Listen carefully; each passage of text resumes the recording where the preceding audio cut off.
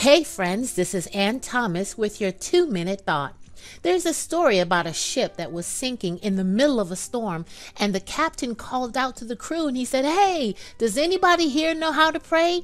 And one man stepped forward and said, "Yes, sir, I know how to pray." And the captain said, "Wonderful, you pray while the rest of us put on life jackets because we're one short." Wow. And isn't that when most of us are truly moved to pray? When our boat is sinking? People ask me all the time, what's the right way to pray? Well, what they're really asking is, what are the right words? What's the right posture? Should I be on my knees? They want to know if there's a formula. And my answer is, prayer is simply an honest conversation with God, one that goes both ways, telling Him what you need and then asking Him what He needs from you. Too often we look at others who are very eloquent in their speech or have a lot of charisma when they pray, and they use powerful words, and others seem to be moved, and sadly many feel that they can't pray in public because they lack the right words.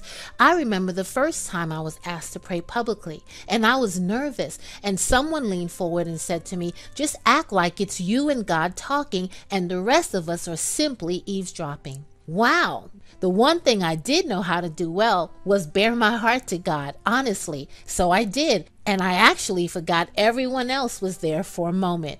In the story that I opened this thought with, the ship was going down. It wasn't a time for a fancy prayer. Don't nobody have time for all of that. I imagine this guy just probably said, "Lord, help us." And sometimes that's all God is waiting to hear. So don't wait until you can get on your knees or go into your bathroom. Talk to God right where you are and be sincere. He's always listening. And if this message has blessed you, please feel free to share. This is Ann Thomas with today's 2-minute thought.